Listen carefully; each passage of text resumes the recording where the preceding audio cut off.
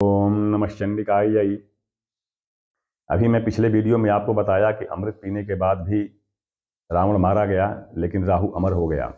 अभी ये वीडियो में बता रहा हूँ। और पिछले वीडियो में आपको बताया था कि निदान करना आवश्यक होता है, कि कोई ग्रह अगर अशुभ हो तो उसका निदान कर लेंगे तो आपको मुक्ति मिल जाएगी और आप उसकी ग्रह बाधा से, उसके अशुभ फल से मुक्त हो जाएंगे। अभी मैं आपको एक चीज बता रहा हूँ जिससे आपको दुविधा होती है, भ्रम होता है। एक कविता आती है कि कर्मगति टारे से ना ही टरी, कर्मगति टारे से ना ही टरी। कर्म की गति जो है वो टालने से नहीं टलती है।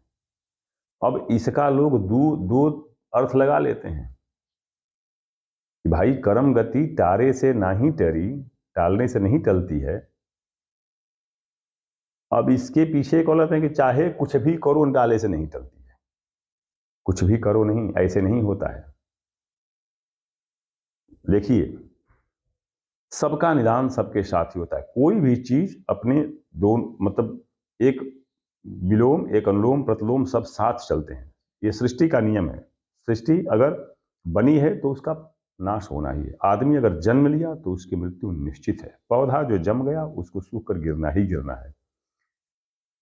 पूरब पूरब में जो सूर्य उदय हुआ उसको पश्चिम में अस्त होना ही होना है।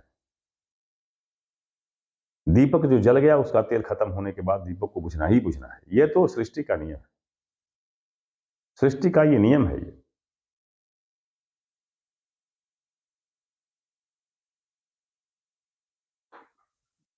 धरा को प्रमाण यही तुलसी, जो फरा सो झरा, जो बरा सो बुताना। ये निश्चित है।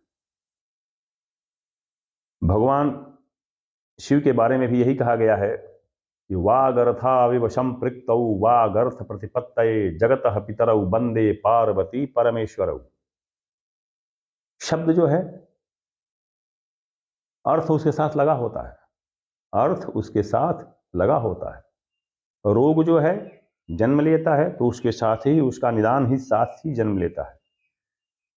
कर्म और भाग्य कोई अकेले नहीं बनता। ज्यों ही वो कर्म और भाग्य दोनों साथ साथ बनते हैं, दोनों साथ बनते हैं। आप इसको इस तरह से मैं समझाता हूं, आप इसको देख लीजिए। जैसे मान लीजिए पूरब में सूरज निकला, दोपहर में खूब तड़तड़ाती चिलचिलाती गर्मी फैलाया, लोग व्याकुल होने लगे उसकी गर्मी से, बिल्कुल परेशान हो गए। अभी जो व्यक्ति छतरी लगा ले या किसी पेड़ के नीचे बैठ जाए जाकर के, या एसी में जाकर के बैठ जाए, तो उसके एसी में जाने से या पेड़ के नीचे जाने से सूर्य तो अस्त होता नहीं है, गर्मी तो उसकी रुकती नहीं है। सूर्य की गर्मी तो रुकती नहीं है।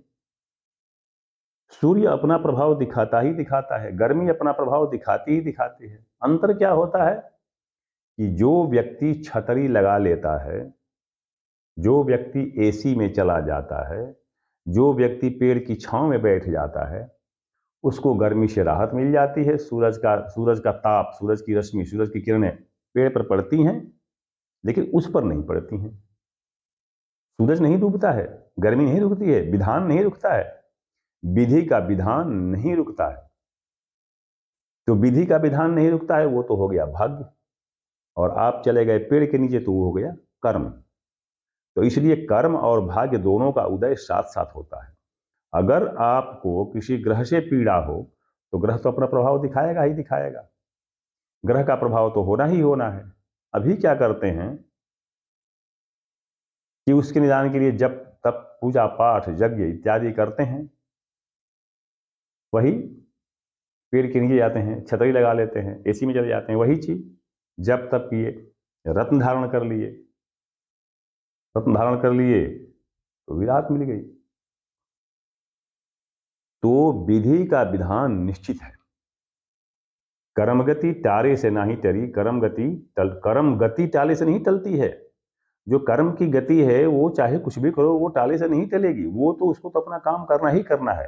अंतर क्या है कि हम अपने आप को उससे थोड़ा बचा लेते हैं, अपने आप को। जो नहीं बचाता है, जो नहीं पेड़ के नीचे गया, वो गर्मी में सूरज के झुलसता है, वो लू में तड़पता है, और जो नीचे आ गया वो सूर्य की गर्मी से राहत पा जाता है। सूर्य की गर्मी नहीं रुकती है। जो विधि का विधान है, सूरज का चमकना और गर्मी का फैलाना, विधि का जो विधान है वो नहीं रुकता है, वो अपना पूरा पूरा काम करता है। अभी एक चीज मैंने कह दिया कि भैया एसी में चले जाते हैं, एसी में चले जाते हैं, बैठ जाते हैं तो सूरज की गर्मी उनको सताती नहीं है। अभी ये सोचिए कि एसी अगर खराब हो, काम ही नहीं कर रही हो, केवल डिब्बा रख दिया गया हो लगा करके, तो उस एसी में बैठने से तो एक तो गर्मी, ऊपर से उमस में आदमी और बीमार पड़ जाएगा, मर जाएगा उसी में। या पेड़ के नीचे गए, पेड़ ठूंठ हो, उसमें पत्ते ही ना हो, सूखा हुआ हो, तो बताइए आप क्या आपको राहत मिलेगी? उसी तरह से आप जो निदान करते हैं, पूजा पाठ जप यज्ञ तप जो भी करते हैं, या रत्न धारण करते हैं, मान लीजिए रत्न धारण करते हैं, तो अभी आप अगर उसके लिए उचित योग्य और अनुशंसित प्रशस्त जो रत्न है नहीं धारण करेंगे, तो वो तो विधि का विधान, भाग्य को अपना काम करना ही करना है। विधान जो विधान है वो तो होगा ही होगा। ललाट पट्टे लिखिता विधात्रा खष्टी दिनेजा अक्षर मालिका च, जो लिख दिया विधाता ने, खष्टी दिन, जन्म के छठे दिन जो विधाता ने लिख दिया भाग्य में, खष्टी दिनेजा लिखिता विधाता, खष्टी दिनेजा लिखिता विधाता, जो भी छठे दिन जन्म के विधाता ने लिख दिया, अक्षर मालिका च, जो लिख दिया वो तो होना ही होना है। विधि का विधान होना है, वो टारे से नहीं टलती है। अपना क्या करते हैं कि हम उसका निदान करके और अपने आप को बचा लेते हैं। तो यही चीज है विधि का विधान। विधि का विधान जो उसको होने दीजिए, अपने आप को उसके अशुभ फल से बचाना है, अगर उसके दुर्गुण से, उसके अशुभ प्रभाव से बचाना है तो आप निदान कर लीजिए। बस अंतर इतना ही है कि निदान जो है उचित और ठोस तथा पूर्ण हो।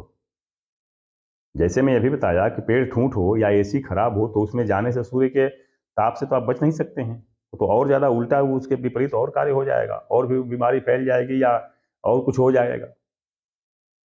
तो इसलिए ये दुविधा में मत पड़िए कि एक मान लीजिए कि क्या, तो कर्म गति टारे से नहीं टली।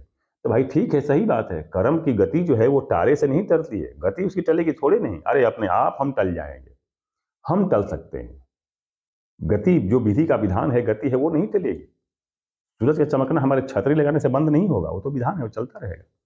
केवल अंतर इतना है कि हम अपने आप को बचा लेंगे, हम छतरी लगा करके अपने आप को बचा लेंगे, पेड़ के नीचे जाकर हम अपने आप को बचा लेंगे। तो इसलिए यह कहावत बिल्कुल सत्य है कि कर्म गति टारे से ना ही टले।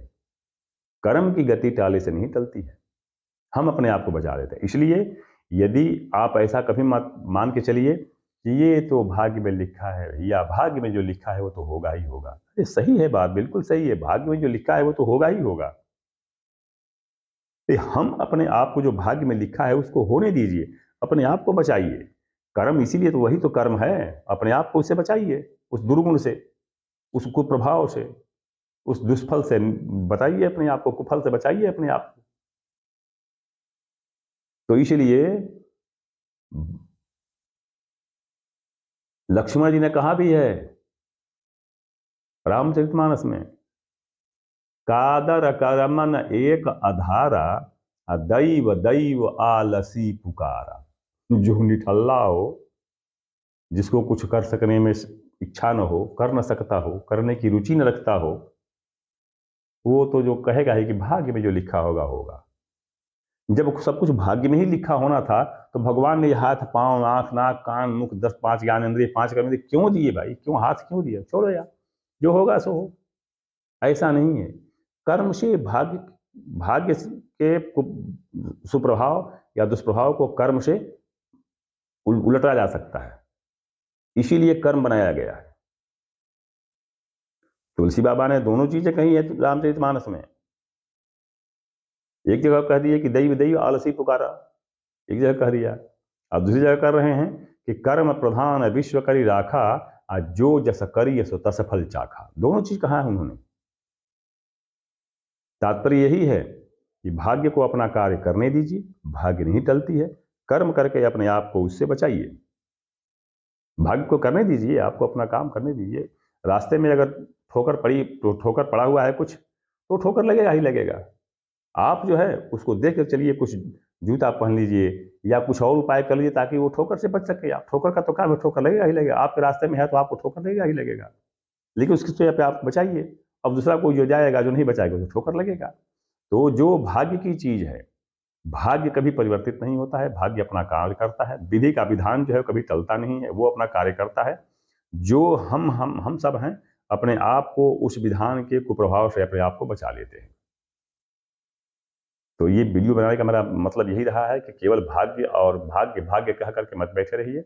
समझिए इसको कि कर्म भी उतना ही प्रभावी बलशाली है जितना भाग्य। भाग्य को अगर पलटना है तो कर्म से पलट सकते हैं। मैंने अपने पुराने वीडियो में एक कथा बताई भी है कि शनि पर ही दशरथ जी चढ़ाई कर दिए थे। शनि तू क्या मेरे पर लगेगा, तू क्यों लगेगा, रुक जा, मैं तेरे को समाप्त करता हूं।